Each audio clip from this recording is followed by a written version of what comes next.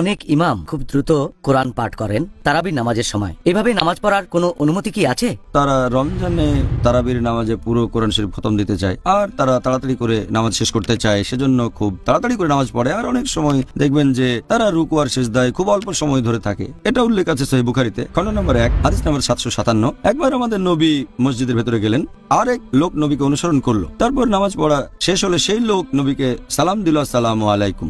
নবী তাকে উত্তর দিয়ে তারপর বললেন যে তুমি আবার নামাজ পড়ো, কারণ তুমি নামাজ পড়োনি। সেই লোক আবার নামাজ পড়ে নবীর কাছে ফিরে আসলো। নবী তখন বললেন তুমি আবার নামাজ পড়ো, তুমি নামাজ পড়োনি। সেই লোক তৃতীয়বার মতো নামাজ আদায় করলো, তারপর নবীর কাছে আসলো। নবী আবারও বললেন যাও নামাজ পড়ো, কারণ তুমি নামাজ পড়োনি। তখন সেই লোক বলল এর চেয়ে ভালো করে আমি নামাজ পড়তে পারবো না। তখন নবী তাকে বললেন যে তুমি তাকবীর দেওয়ার পরে দাঁড়ানো অবস্থায় বিভিন্ন সূরা পড়বে পবিত্র কোরআন থেকে, যেগুলো অন্তর থেকে জানো, কোরআনের যে সূরাগুলো তুমি জানো সেগুলো পড়বে। তারপর তুমি রুকু করবে এবং রুকুতে গিয়ে তারপর বলবে সকল প্রশংসা আল্লাহর সুবহান রাব্বিয়াল আযীম, যতক্ষণ না সোজা দাঁড়িয়ে সুস্থির হও, আর এভাবে নামাজ পড়ে যাও। তার মানে এই পজিশনগুলো রুকু, তারপর সিজদা, তারপর রুকু থেকে যখন উঠবেন আর দুই সিজদার মাঝখানে আপনি থাকবেন সুস্থির হয়ে। তাড়াতাড়ি করে ওঠা বসা করতে পারবেন না। যদি এমন করেন ধরে নেওয়া হবে আপনার নামাজ কবুল হয়নি, যেন আপনি নামাজই পড়েননি। যদি মনে করেন 20 রাকাত পড়তে আপনি পারবেন না, তাহলে 8 রাকাত পড়েন, তবে সেটা শান্তভাবে সুস্থির হয়ে আর ধীরে ধীরে পড়বেন। অন্য মসজিদের সাথে প্রতিযোগিতা করবেন না, যেটা প্রায় দেখা যায়। অনেক মসজিদ এমন প্রতিযোগিতা করে যে কার আগে কে তারা বিশেষ করতে পারে।